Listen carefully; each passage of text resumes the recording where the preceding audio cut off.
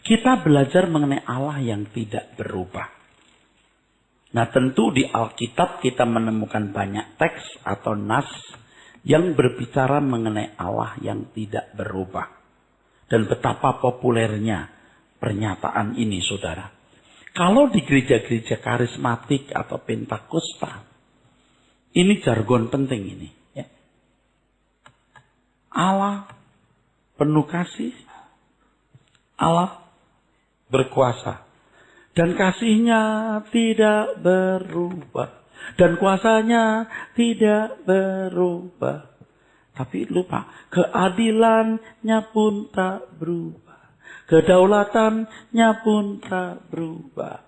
Nah, bahaya kalau kita hanya mengajarkan sebagian dari hakikat Allah.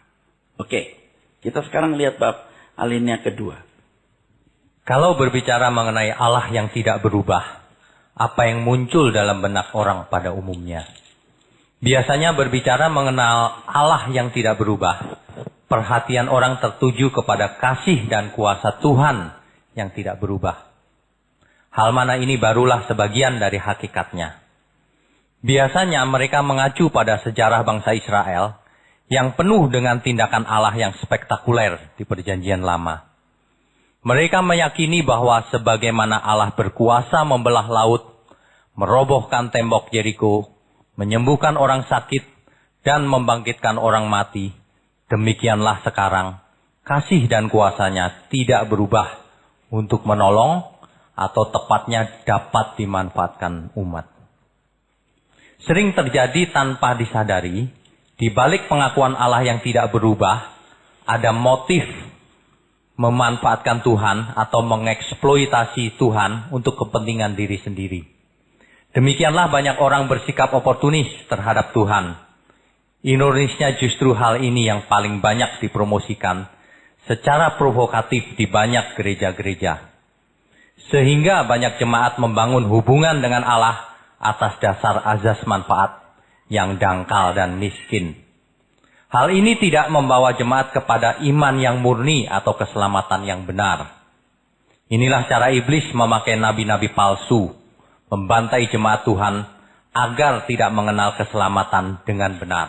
Begitu cerdasnya iblis, saudara. Begitu cerdasnya iblis. Dan jangan heran dengan kecerdasan, dengan kelicikan oknum ini. Ia sangat berpengalaman. Entah berapa miliar tahun, berapa triliun tahun, ia telah bersama-sama dengan Allah di taman Tuhan. Dia cerdas. Nah, sekarang kita nyaris tidak percaya kalau iblis bisa memakai sarana ini untuk membantai jemaat Tuhan agar tidak mengenal keselamatan. Yaitu ketika mereka diarahkan pada kasih dan kuasa Tuhan. Seakan-akan dengan mengangkat ke permukaan hakikat Allah yang kasih ini, orang memuaskan hati Tuhan dan memuliakan Dia. Seakan-akan dengan menonjolkan kuasa Tuhan, mempromosikan, mengkampanyekan, lalu Tuhan tersanjung, saudara. Nah, ini kan perlakuan yang pantas diberikan untuk anak kecil yang dibombong-bombong. Apa jadi bombong-bombong? Ya, dibangga-banggakan, kamu hebat, kamu berkuasa, kamu luar biasa. Kalau anak kecil dipuji, dipuja demikian, senang, saudara. Nah, Tuhan memiliki kuasa yang tidak terbatas dari kekal sampai kekal. Kok mau disenangkan atau dalam tanda kutip disuap dengan pujian yang temanya tentang kekuasaan Dia? Saya tidak katakan salah kalau orang memuji kuasa Tuhan atau kasih-Nya. Tetapi jangan sampai kita hanya hanyut memancangkan perhatian kita kepada kasih dan kuasa Tuhan, dan kita lupa hakikat Tuhan yang lain. Saudara paham maksud saya? Ini licin sekali. Licik sekali. Cerdas sekali iblis. Membinasakan umat Tuhan. Coba kita baca selanjutnya. Ketika mengakui bahwa Allah adalah Allah yang tidak berubah, maka seharusnya memperhatikan bahwa Allah yang tidak berubah itu juga berarti hakikatnya secara lengkap tidak berubah. Ya, hakikatnya juga yang lain. Maka kita bicara soal ketegasan Allah. Sudah ya Pak ya? Ya. Ya, kalau Israel umat pilihan bisa dipotong, itu carang asli. Kamu carang liar yang dicangkokkan, kamu juga bisa dipotong. Lihatlah bukan hanya kemurahannya, tapi juga kekerasan hatinya. Kekerasannya. Loh, ini kan mesti juga harus diangkat ke permukaan. Supaya balance. Supaya seimbang. Supaya lengkap. Supaya utuh. Sama kan kalau anak hanya melihat kebaikan orang tua dalam artian bawa jalan-jalan, kasih jajan, kasih mainan. Tapi lihat orang tua punya agenda apa. Dan apa karakter orang tua secara lengkap dan utuh. Oke, teruskan. Hakikat di sini maksudnya adalah seluruh sifatnya, karakternya, dan pribadinya. Harus diperhatikan bahwa kebenaran itu bulat atau utuh. Pemberitaan sebagian kebenaran termasuk di dalamnya, pemberitaan mengenai sebagian hakikat pribadi Allah bisa merupakan penyesatan. Betul, saudara. Contoh sederhana tadi saya katakan orang tua. Anak kan menerima orang tua dalam seluruh keberadaannya. Nggak boleh menerimanya sebagian keberadaan. Bisa dipecat lama-lama, diusir dari rumah. Nah, saya bicara soal menerima Yesus. Banyak orang hanya menerima statusnya. Dia Tuhan dan Juru Selamat. Maksudnya percaya Tuhan itu apakah hanya percaya statusnya? Seperti kita menerima satu sosok, ini mama, ini papa. Kok tahu? Ya kata orang kan, uang kita waktu lahir kita tidak kenal. Kita tidak punya pengetahuan yang lengkap. Lalu, bukan hanya percaya statusnya sebagai ayah, sebagai papa dan mama yang melindungi, menjaga saya. Tapi juga saya harus melihat seluruh hakikat, seluruh watak karakter orang tua. Di dalamnya termasuk agenda orang tua untuk mengarahkan anak-anak ke arah yang orang tua kehendaki. Kalau tidak, bisa diusir anak. Bisa paham saudara? Ini kan clear, jelas saudara. Sama, ini paralel. Sama kok. Di kitab Ibrani kan dikatakan bahwa kalau kita taat, kita tunduk pada ayah kita yang di dunia, ya, ayah kita yang sebenarnya di bumi, maksudnya yang di dunia ini. Untuk waktu yang pendek, sesuai dengan apa yang dia pandang baik, sesuai dengan apa yang dipandang orang tua baik, betapa lebihnya kita harus lebih tunduk kepada Bapa segala roh yang membawa kita agar kita mengambil bagian dalam kekudusannya. Nah, sebenarnya bicara begini juga nggak terlalu mendarat di hati saudara. Kecuali saudara memiliki cara pandang hidup ini dengan kacamata kekekalan. Kalau enggak ya sebenarnya cuman ya bagus-bagus saja. Tapi enggak merubah saudara. Saudara itu harus mulai merintis surga sejak di dunia Pak. Bahwa Anda ini sekarang sedang merintis. Sedang mempersiapkan diri saudara. Masuk kekekalan. Nah kalau saudara berpikir dengan cara berpikir begini, saudara bisa akan lebih menerima apa yang saya katakan. Bahwa di dunia ini kita hanya dipersiapkan untuk memasuki kehidupan yang sesungguhnya di dalam kerajaan Tuhan Yesus Kristus. Amin. Amin. Saya terus menghayati. Ya. Saya terus menghayati. Waktu di jalan saya ngomong dengan salah seorang sahabat. Aku cuma ingin satu hal. Pikiranku itu sepenuhnya di kerajaan surga. Aku hidup ini betul-betul hanya persiapan untuk masuk langit baru, bumi baru. Sebesar apapun masalah kita menjadi kecil saudara. Amin. Jangan gede-gedein masalah. Masalah gede jadi kecil. Masalah kecil tidak dianggap. Masalah gede pun tidak dianggap. Bayangkan kalau Anda di ruang ICU. Anda sudah nggak akan pusing apa-apa. Apalagi sudah di sekarat. Di ujung maut Anda pun juga nggak pusing yang lain. Sekarang kenapa kita nggak belajar sekarat? Di mana tubuh kita belum sekarat. Merdeka, saudara. Ya, amin. Oke, jadi jangan hanya melihat sebagian dari hakikat sifat karakter Allah, tapi seluruhnya. Terus, Pak. Dalam hal ini harus diperhatikan, kalau sebuah gereja hanya memunculkan 1 dan 2 dari hakikat Allah, tetapi mengabaikan yang lain, itu berarti penyesatan atau penipuan. Betul, saudara. Ya, sama seperti obat sakit kepala. Ya, memang minum obat itu kepala sembuh, betul. Tapi ginjalnya rusak. Paham? Itu penyesatan, saudara. Allah baik, Allah penuh kasih, berkuasa, hatinya dikuatkan, diteguhkan, girang. Kamu ngerti nggak? Ada yang nggak diperhatikan. Manusia batiniahnya. Seperti sakit kepala, minum obat, sakit kepalanya hilang, tapi livernya rusak. Sama itu. Persis, saudara. Terus, Pak. Menyadari Allah adalah pribadi yang hakikatnya tidak berubah, maka seharusnya umat belajar mengenal hakikatnya tersebut dan mengerti bagaimana seharusnya bersikap terhadap Tuhan dengan benar. Tentu saja Alkitab menunjukkan seluruh hakikat Tuhan secara utuh atau lengkap dan bagaimana seharusnya memperlakukannya. Dengan pengertian yang benar terhadap hakikatnya, maka umat dapat mengenal rencana Allah yang besar sejak atau sebelum dunia dijadikan. Dengan mengenali hakikatnya secara lengkap, maka seseorang akan memahami keselamatan dalam Tuhan Yesus Kristus secara lengkap pula. Nah, saudara, oleh sebab itu kita kan nggak boleh pungut satu ayat.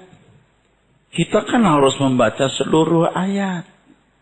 Nah, ini juga bukan jaminan kalau orang sudah baca Alkitab bolak-balik, pasti dia juga ngerti. Belum tentu. Dia harus belajar behind the text. Di balik teks ini apa? Saya sudah mengatakan yang lalu. Dan nanti akan saya jelaskan lagi, saudara. Ada di sini. Waktu itu ayat ditulis, kapan? Untuk siapa? Misalnya begini. Anda kan jadi cerdas nanti kalau belajar ini. Kalau pendeta khutbah, Anda kan jadi pintar. Anda tahu itu salah atau benar. Yeremia mendengar satu pernyataan Tuhan. Jangan berdoa bagi bangsa ini. Jangan berdoa lagi bagi bangsa ini karena aku akan menghukumnya. Tetapi di kitab lain ada tulisan, berdoalah bagi bangsa ini. Kalau kamu berdoa sehati, aku akan memulihkan negeri ini. Betul nggak? Nah sekarang suka-suka mau pilih yang mana? Nah kan kalau jemaat tidak belajar Alkitab, lalu pendeta mengambil satu ayat, jika kamu satu hati berdoa untuk bangsa ini, menaikkan doa kepadaku ke arah tataku, aku akan memulihkan negeri ini. Lalu ayat itu dipakai untuk Indonesia. Padahal ayat itu waktu dimunculkan itu untuk Yehuda. Betul? Yehuda tahun sekian. Sekian ratus tahun lagi pada zaman Yeremia, Tuhan berkata jangan berdoa bagi bangsa ini. Aku tidak akan mendengarkannya. Karena aku akan menyerahkannya ke tangan Babel. Itu untuk Yehuda juga. Tapi zamannya beda. Betul? Apalagi sekarang untuk Indonesia. Zamannya beda. Saudara bisa mengerti? Nah, penyesatan itu di sini loh saudara. Dan banyak orang tidak tahu. Saya mendengar satu host sebelum tampil main speakernya, dia bicara dulu begini. Saudara, kita menghadapi krisis ekonomi, krisis gitu. Tapi jangan takut. Tuhan berjanji, ini tahun pemulihan. Kapan Tuhan ngomong? Ini tahun pemulihan dan tahun kesembuhan.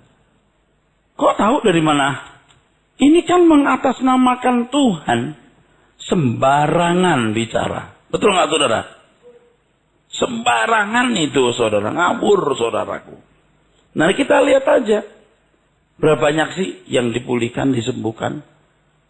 Bahkan sekarang saya mau kasih tahu saudara. Kalau saudara sakit karena Anda lalai. Anda mesti malu minta kesembuhan kepada Tuhan. So kalau Anda sembrono dengan kesehatan saudara. Lalu Anda sakit. Lalu Tuhan sembuhkan. Tuhan merusak karakter moral anak-anaknya. Oh kita boleh buat apa saja, makan sembarangan, pola hidup suka-suka. Lalu sakit minta kesembuhan. Tuhan sembuhkan. Itu Tuhan yang jahat. Tuhan kita tidak begitu. Tapi aku mau yang begitu Pak. Ya terserah cari aja. Tapi Tuhan di Alkitab nggak begitu. Loh, tapi Alkitab menyembuhkan. Itu tanda untuk orang-orang yang harus mengenal juru selamat. Tapi orang-orang Kristen gampang saja berkata pemulihan. Dan biasanya ngomong ini gereja-gereja besar yang pendetanya kaya. Kalau miskin nggak ngomong gitu. Percaya nggak saudara? Dia makmur sendiri. Seperti uangnya banyak. Dia punya apartemen di Singapura. Punya dia. Dia punya ranch di Australia. Di Sydney. Di Perth, maaf. Saya ngomong begini bukan karena saya tidak kebagian, saudara. Bukan juga karena saya mau sentimen dengan agama lain, tidak. Saya putra bangsa. Anak bangsa ini. Dan mencintai negeri ini. Mengharapkan pemulihan negeri ini, saudara. Entah kita dari suku apa. Kita telah lahir di Indonesia. Kita merasa berhutang negeri ini. Kita telah makan enak, tidur nyenyak. Dan menikmati kaya negeri ini. Kita tidak harus berkata, I am Indonesian. Orang-orang Singapura, kalau tanya, apa kamu orang India? Oh, enggak mau. I'm Singaporean. Dia nggak mau bilang aku orang India atau orang Cina. I'm Singaporean. I'm not Chinese, I'm Singaporean. Gitu loh. Nah kita kan tidak melihat ada warna pemulihan negeri ini. Nggak melihat kok. Lalu ayat itu diperkosa begitu gampang. Coba kita lihat dengan telanjang kemiskinan negeri ini, saudara. Jadi TKW-TKW yang makin banyak dikirim lalu pulang dengan kondisi yang memprihatinkan. Pergi TKW-TKW pulang TKO. Saya pernah lihat loh. Di pesawat mereka pulang itu bawa anak. Ada yang mukanya rusak. Kulitnya luka-luka. Saya walaupun beda agama saya merasa miris lihat saudara sebangsa atau tanah air diperlakukan seperti itu. Wah. Nah, saudara, orang-orang Kristen yang begitu benar-benar mengganggu rasa keadilan. Allah memulihkan negeri ini. Kekayaan bangsa-bangsa diberikan kepada kita. Banyak kok orang kekurangan menderita. Bahkan kalau saudara membeli deret konglomerat, ada kan majalah yang 150 orang kaya. Coba ada orang Kristen yang sungguh-sungguh di situ. Kayaknya nggak ada deh. Ayo, mesti ngerti kan saudara? Amin. Oke, teruskan Pak. Sering kita berkata Allah tidak berubah. Apanya yang tidak berubah? Tentu saja seluruh hakikatnya. Ia Allah yang penuh kasih, berkuasa, tetapi juga Allah yang adil, bebas, berdaulat, bijaksana, dan suci. Kasihnya menyelamatkan dan memberkati umat manusia. Kuasanya menjadi jaminan pemeliharaan umat. Tetapi ia juga Allah yang adil. Keadilannya menuntut hukuman dan menciptakan penghakiman. Ia berkuasa dan kekuasaannya tidak terbatas. Tetapi ia bukan Allah yang bisa diatur oleh manusia. Ia adalah Allah yang bebas dalam bertindak. Tidak terpengaruh oleh unsur-unsur di luar dirinya. Ia bertindak sesuai dengan kehendaknya. Ia adalah Allah yang bertindak tepat sempurna. Sebab ia adalah yang maha bijaksana. Kesuciannya membenci dosa, menolak pelanggaran, dan kejahatan, dan lain sebagainya. Itulah sebabnya umat Tuhan harus belajar memahami hakikat Allah secara lengkap atau utuh atau seimbang. Yang tidak berubah itu seluruh hakikatnya. Bukan hanya kasih dan kuasanya. Konyol nggak kira-kira? Coba pikirkan. Kalau hanya kasih dan kuasanya yang tidak berubah. Anda mungkin berkata, bukan begitu. Maksudnya semua juga nggak berubah, Pak. Tapi secara provokatif itu yang menjadi objek utama. Oke, terus Pak. Hendaknya orang percaya tidak hanya menghubungkan hakikat Allah yang tidak berubah. Hanya dengan kasih dan kuasanya semata-mata. Bagi orang Kristen yang baru, bila mereka masih terpaku atau menekankan sebagian hakikat Allah, biasanya hanya kasih dan kuasanya bisa dipahami. Iya, kalau itu orang Kristen baru. Kenapa? Orang Kristen baru dengan atmosfer berpikirnya yang masih terwarnai dengan keyakinan lamanya, biasanya berurusan dengan Allah karena asas manfaat. Iya, di mana-mana kalau orang berurusan dengan Allah itu asas manfaat. Atau hampir selalu begitu. Terus? Biasanya kalau menghubungkan Allah yang tidak berubah dengan kasih dan kuasanya, ada maksud untuk dapat memanfaatkan Tuhan. Tetapi ketika seseorang sudah menjadi Kristen lama, masih berkutat di hal ini, maka berarti suatu keterbelakangan atau kelambatan bertumbuh. Kelambanan bertumbuh. Coba kita masa mau bikin orang dibodohin gitu, saudara. Kalau itu orang anak-anak remaja pemuda masih bisa ngerti. Itu pun juga salah loh. Remaja pemuda kita udah pinter-pinter kan. Apalagi bapak ibu. Kalau bicara soal tidak berubah itu kasihnya, kuasanya. Oportunis banget gitu, saudara. Kalau orang bilang sekiak. Bocai. Kalau orang Batak apa? Dak dana apa itu? Dak danak atau apa itu? Childish. Nah, teruskan Pak. Kalau kadang-kadang kita menemukan seolah-olah Allah berubah, sejatinya tidak demikian. Allah dalam hakikatnya tidak berubah, tetapi keadaan sekitar manusia yang berubah. Karenanya, cara Allah bertindak dan mengambil keputusan pun bisa berbeda. Kita harus memahami hal ini dengan tepat. Ketika bangsa Israel masih di Mesir, cara Allah melakukan pembelaan untuk bangsa itu berbeda ketika mereka sudah sampai tanah Kanaan. Pada waktu Tuhan membebaskan bangsa Israel dari Mesir, Allah mendatangkan tulah, sehingga bangsa itu tanpa berlelah sedikit pun keluar dari Mesir. Tetapi ketika mereka sudah sampai tanah Kanaan, untuk merebut tanah Kanaan, mereka harus berperang dengan kekuatan mereka sendiri. Allah tidak menunjukkan mujizatnya sama seperti bangsa itu ketika masih di Mesir. Demikian pula cara Allah bertindak kepada umat pilihannya di perjanjian lama, dengan cara Allah bertindak terhadap umat perjanjian baru sangat berbeda.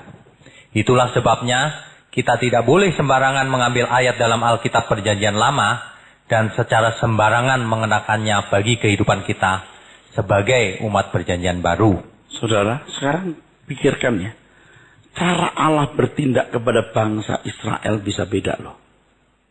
Pada waktu keluar Mesir, Tuhan dengan kekuatan yang full, itu istilahnya full ya. Itu juga belum full. Dengan kekuatan yang dahsyat, itu membawa orang Israel keluar Mesir. Orang Israel itu bersiul-siul loh. Sambil jalan keluar. Begitu masuk tanah Kanaan beda loh. Tuhan seperti nggak memberikan mujizat sama sekali. Harus perang. Harus perang. Ini Israel yang masih muda, Israel yang sudah dianggap dewasa atau tua. Apalagi orang Israel dengan umat perjanjian baru. Beda benar. Kalau kamu taat berkat, tidak taat kamu miskin kan gitu. Nah, Paulus taat, tapi kok miskin? Ya hidupnya dipersembahkan buat Tuhan, betul. Apalagi zaman aniaya atau di lokasi tertentu. Ya sekarang aja kalau orang Kristen di daerah Soe, Kupang, yang nggak bisa kaya kan saudara. Ya memang kondisinya begitu. Udah taat. Nah kaya itu gimana? Nggak bisa mengenakan standar umat Israel dengan standar umat perjanjian baru. Nggak bisa, saudaraku. Ini kalimat berikutnya dibaca, Pak. Demikian pula cara Allah bertindak kepada umat pilihannya di perjanjian lama, dengan cara Allah bertindak terhadap umat perjanjian baru sangat berbeda. Sangat berbeda. Terus? Itulah sebabnya kita tidak boleh sembarangan mengambil ayat dalam Alkitab Perjanjian Lama dan secara sembarangan mengenakannya bagi kehidupan kita sebagai umat Perjanjian Baru. Tidak boleh. Nah yang mengerikan hari ini kan banyak orang ambil ayat perjanjian lama lalu diartikan. Sembarangan saja saudara. Dan itu penyesatan saudara. Betul-betul sesat. Bukan hanya salah.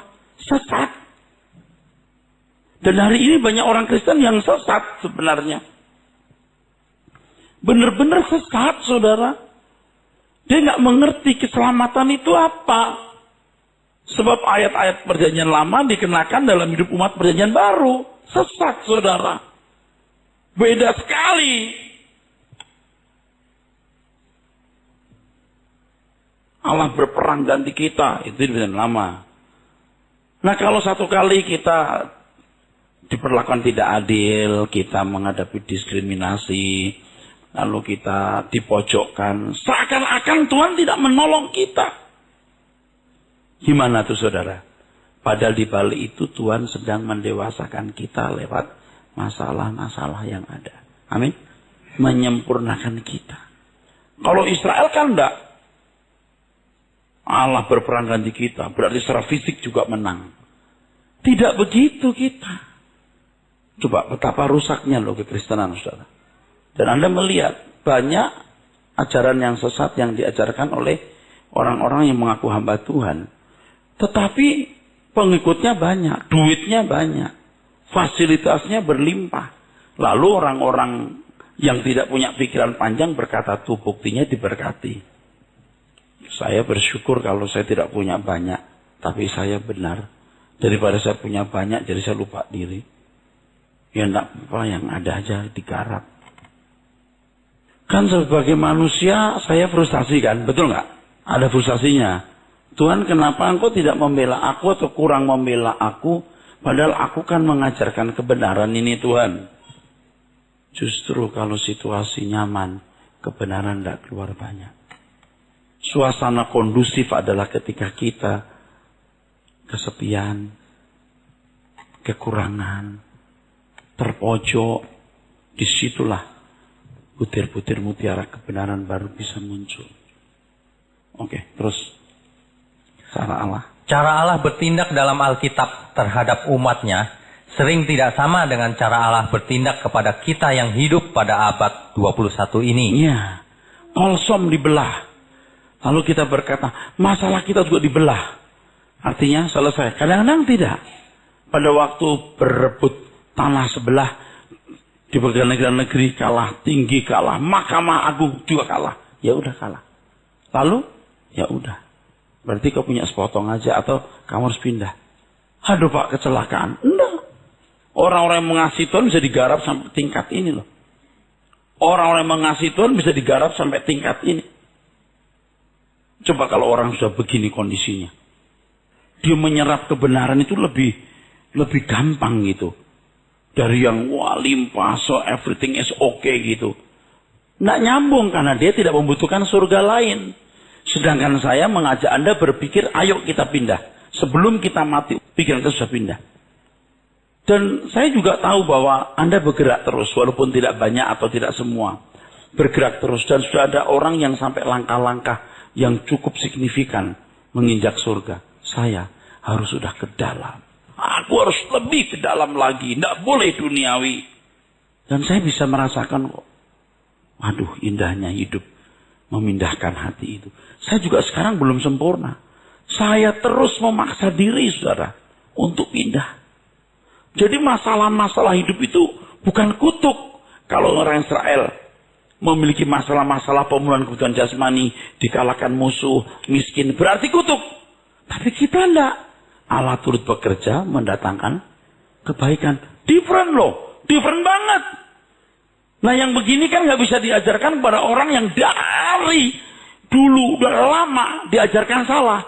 Kita pemenang diberkati, jadi kepala bukan ekor. Udah nggak bisa dengar saya ngomong. Ya nggak apa-apa. Nanti kalau begitu jebret dia mati. Dia miskin nggak punya apa-apa.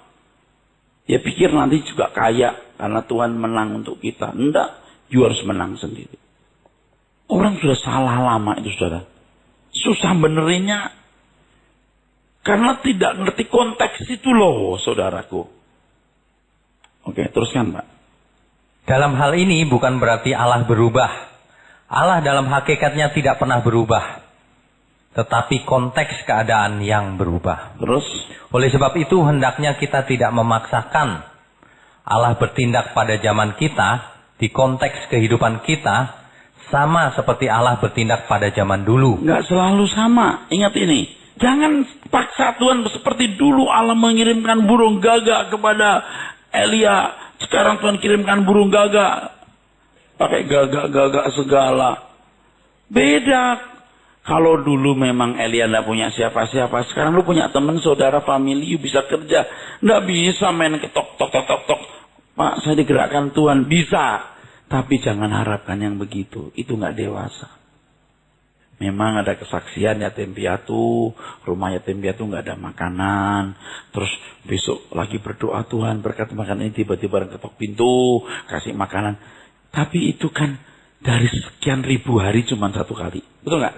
Dari sekian puluh ribu hari cuma 2. Betul nggak? Dari sekian ribu rumah yatim piatu berapa sih yang ngalamin begitu? Jangan dijadikan standar. Sejak saya didoakan oleh Bapak itu, alergi saya sembuh. Ya, kita nggak tahu 1001 bisa mujizat, bisa hal yang lain.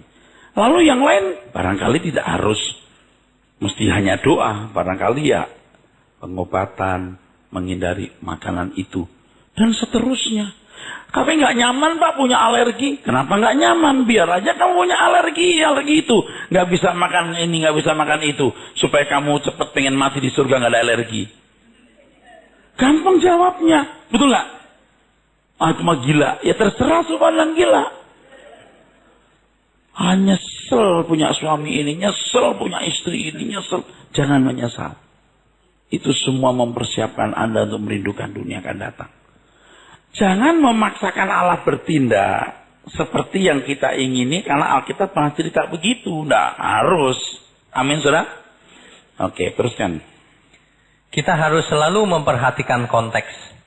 Bapa Surgawi memiliki banyak cara untuk menyelesaikan setiap persoalan pada zamannya.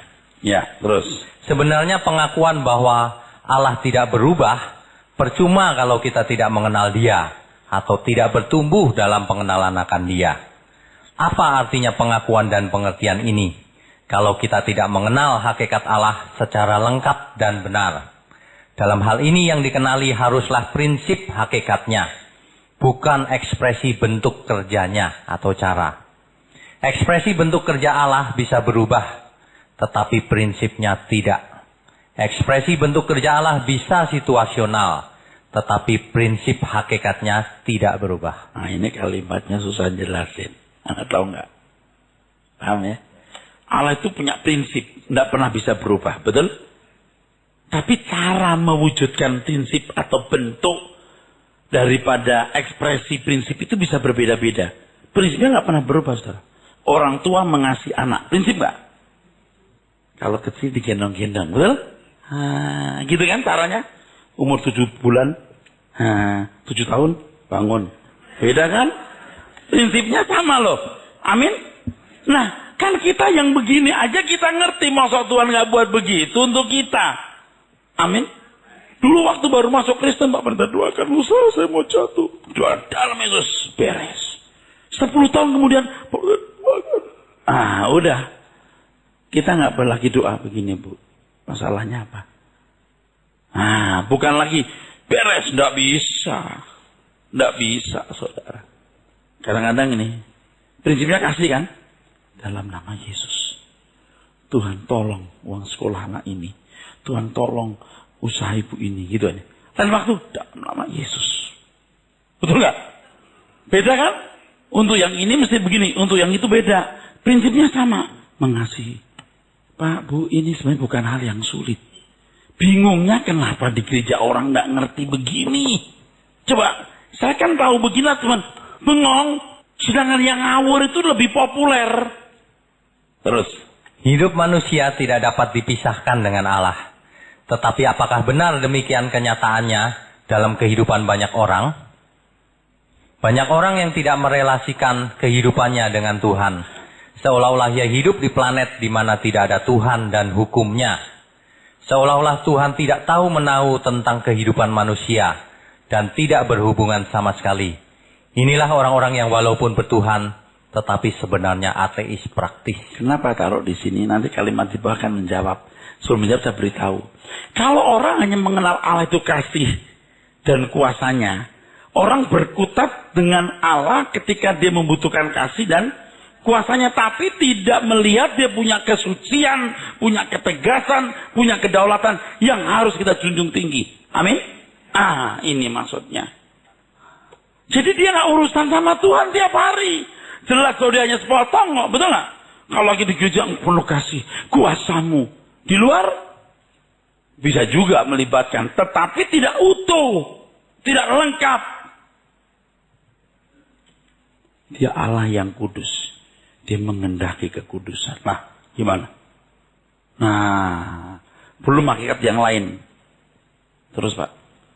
Seorang yang mengenal Allah dengan benar dan bertumbuh dalam pengenalan itu, menyadari hidup manusia tidak terpisahkan dari Allah. Ia adalah hakim dan raja atas semesta alam ini, dan pemerintah yang aktif mengatur kehidupan, dan bahwa ia adalah Allah yang tidak berubah. Iya, dia sahabat betul. Dia gembala betul. Tapi dia raja juga. Amin. Dia hakim juga. Dia bapak yang mendidik juga. Dia guru. Nah, lengkap dong. Baru you perlakukan Tuhan dengan pantas. Hal ini akan membentuk pola tindak kita. Hal ini akan membuat kita bertindak hati-hati dan tidak ceroboh. Hal ini pula akan menciptakan suasana batin dan perasaan kita. Tuh. Makanya Anda melihat ya orang-orang yang bergereja hanya memuji kasih kuasa Tuhan. Keluar gereja, nggak nyambung lagi. Artinya hidup kekristenannya yang mesti bergelora itu tidak dibawa pulang. Saya tidak ngarang, saudara. Nggak bluffing, tidak lebay. Ya, tengah malam saya bangun, saya masih mikir, Tuhan kira-kira surga itu gimana? Nah, Tuhan kenapa ya engkau bertindak demikian? Saya persoalkan. Ya Tuhan, kadang-kadang kok rasanya kok tidak dekat, jauh gitu Tuhan. Gitu. Terus, Tuhan aku seperti ada di dunia di mana engkau tidak hadir. Ngomong. Jujur saya ngomong. Ya Tuhan, masalahku ini engkau biarkan begitu. Ada banyak hal yang tidak bisa ku jawab. Gitu loh. Ada banyak masalah dalam hidupku yang tidak bisa ku jawab. Bagaimana aku bisa menjawab masalah orang lain Tuhan? Setiap orang pasti punya masalah yang nggak akan kejawab. Selalu ada masalah, lalu jawabnya berikutnya, muncul lagi berikutnya. Dan Tuhan berurusan dengan masing-masing kita. Saya lagi mau tenggelam walaupun belum tenggelam, betul saudara. Sebab kalau saya sendiri nggak tenggelam, saya tidak akan memancarkan ketertenggelaman itu. Kalau pura-pura tenggelam itu nggak bisa. Paham saudara? Harus betul-betul tenggelam. Langit baru, bumi baru. Negeriku, pelabuhanku. Itu merdeka sekali, saudara. Ya. Sampai kematian itu menggairahkan. Sekarang belum. Kenapa? Tugasku belum selesai dan rasanya aku belum pantas di samping yang maha kudus karena karakter saya masih ada jelek-jeleknya, saudara. Ada jelek-jeleknya gitu. Temperamen saya kok belum di finishing. Terus. Dengan kebenaran ini kiranya kita dipacu untuk bertumbuh dalam pengenalan akan hakikat Allah dengan lengkap. Ya, terus. Adalah kabar baik kalau Allah yang disembah orang percaya adalah Allah yang tidak berubah. Sebab dengan demikian kita bisa memahami bagaimana bertindak sesuai dengan kehendaknya. Dalam hal ini betapa pentingnya memahami prinsip hakikat Allah yang tertulis dalam Alkitab. Secara lengkap dan utuh. Harus tambahan begitu. Itu dari Kejadian Wahyu itu kita bisa mengekstrak. Jangan ayatiah tapi Alkitab. Biar satu sisi Allah jebret berbuat begini, yang lain kok beda. Nah kalau Tuhan mengambil satu ayat rusak, harus ada satu keseluruhan baru diekstrak. Nah itu saudaraku. Saya membaca Alkitab ini kan berulang-ulang saudara. Masih saya baca lagi ayat yang sama. Kitab Wahyu saya ulang lagi, Efesus saya baca lagi, supaya saya bisa mengekstrak seluruh Alkitab. Dibaca ulang lagi. Oke, terus? Dengan mengenali prinsip hakikat Allah, maka kita bisa berjalan harmoni dengan Allah. Oleh sebab itu orang sukses dalam hidup ini adalah orang yang mengenal Allah. Terus. Ia akan mampu berjalan dengan Tuhan dan menemukan kehendaknya secara utuh dan lengkap. Diberkati saudara ya. Amin.